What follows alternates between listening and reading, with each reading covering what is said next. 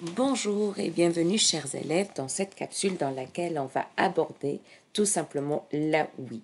Tout d'abord, vous devez savoir que les oreilles, ce sont les organes spécialisés dans la captation des ondes sonores. En fait, ils sont formés par trois parties, l'oreille externe, l'oreille moyenne et l'oreille interne. Donc, on va commencer par l'oreille externe. L'oreille externe est formée par le pavillon qui est composé par une structure cartilagineuse qui va jouer le rôle d'une antenne de réception. Cette antenne, elle va capter les ondes sonores, elle va les envoyer vers le tympan, à travers le conduit auditif jusqu'au tympan. Le tympan est quoi? Elle est tout simplement, c'est une membrane très très fine et cette membrane, lorsqu'elle va recevoir les ondes sonores, elle va vibrer, elle va transmettre ces vibrations jusqu'à l'oreille moyenne.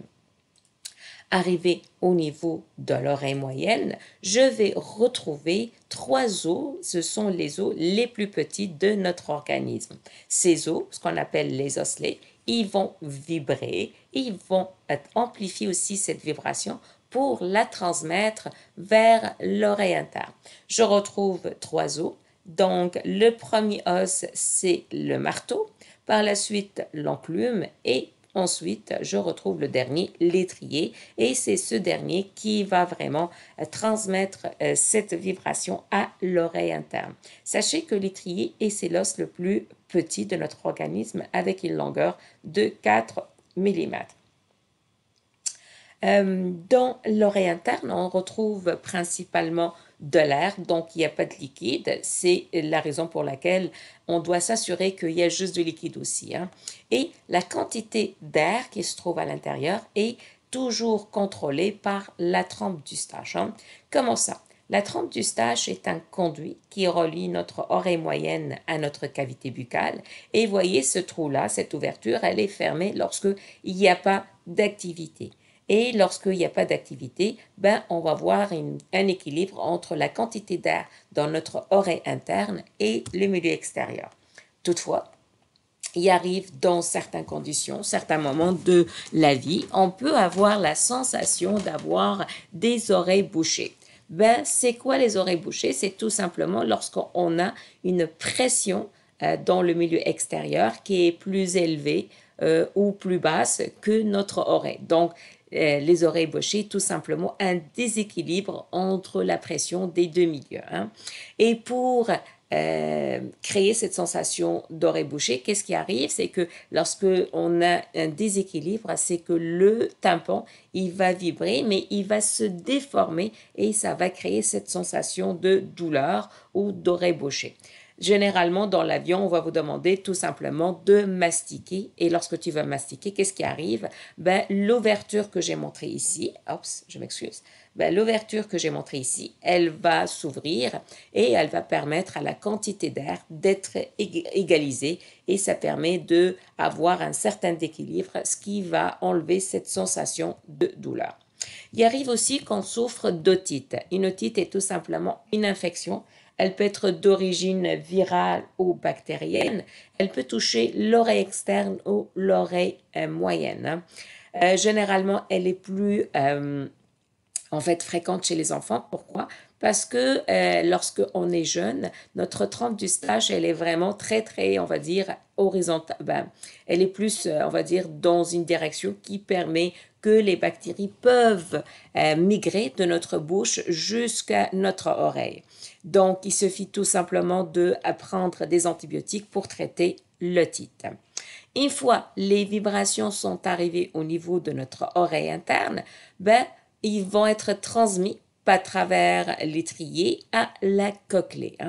La cochlée, tout simplement, est une structure qui est remplie de liquide et la cochlée, qu'est-ce qu'elle va faire? Une fois elle a créé l'influx nerveux, elle va transmettre l'influx nerveux par le nerf cochléaire jusqu'à le système nerveux central pour qu'il interprète cet influx nerveux et dit quel son on est en train d'écouter.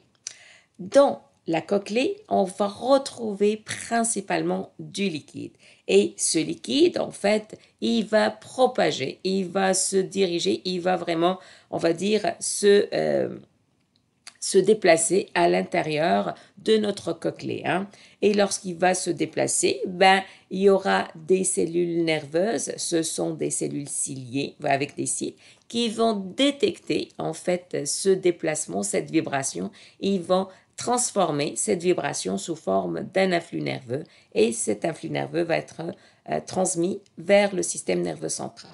Donc, résumons, la cochlée, elle a une forme spirale, elle est remplie de liquide. Les vibrations de ce liquide ou la circulation va être dépendante de la fréquence des ondes sonores qui va être détectée. Ces ondes sonores, ils vont être détectées par des cellules spécialisées. Ce sont les cellules ciliées. Ces cellules ciliées, rappelle-toi, ce sont des cellules nerveuses qui vont transformer ces vibrations sous forme d'un influx nerveux. Cet influx nerveux va être transmis vers le système nerveux central. Et à ce moment, c'est le système nerveux central qui va l'interpréter.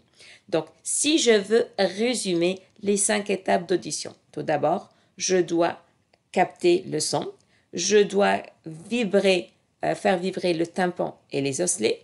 Donc, ces vibrations vont activer le fluide, donc le fluide de la cochlée va vibrer aussi, et cette vibration va activer les cellules ciliées qui vont les capter, ils vont les transmettre sous forme d'impulsion électrique ou d'influx électrique qui va par la suite être transmis par le nerf auditif ou le nerf cochléaire jusqu'à le cerveau qui va les interpréter. Toutefois, j'attire votre attention que dans l'oreille, on a quand même une structure ici. Cette structure, ce sont les canaux semi-circulaires. C'est une structure qui ne joue pas un rôle dans l'audition. Mais par contre, elle va être plus impliquée dans l'équilibre. Avec ces 3 canaux, donc on va dire les canaux semi-circulaires, eux, ils vont détecter en fait l'espace en 3 dimensions. Donc, ils vont les détecter, ils vont les envoyer vers vestibule et la vestibule va envoyer ça par le nerf vestibulaire jusqu'à notre système nerveux central. Et ce dernier va être responsable de l'interprétation de notre positionnement dans l'espace, c'est-à-dire en 3 dimensions. Il arrive parfois que on entend certains bruits, on appelle ce sont des acouphènes. Pourquoi des acouphènes? Parce que ce sont des bruits imaginaires qu'ils ne sont pas réels. Parfois, ils sont en permanent, donc ils sont là, et ils sont dus à quoi? Ils sont dus tout simplement à un dysfonctionnement des cellules ciliées. Et parfois, qu'est-ce qui arrive? Ils vont créer un confort généralement lors du sommeil. Et c'est recommandé, si c'est permanent, vous trouvez, il faut quand même consulter un médecin, un ORL, pour s'assurer que de traiter s'il y a un petit problème. Et avec ça, on a terminé l'oreille, la ouïe, et le prochain cours va être sur ce qui reste des 5 sens, c'est-à-dire le goût, l'odorat et le toucher.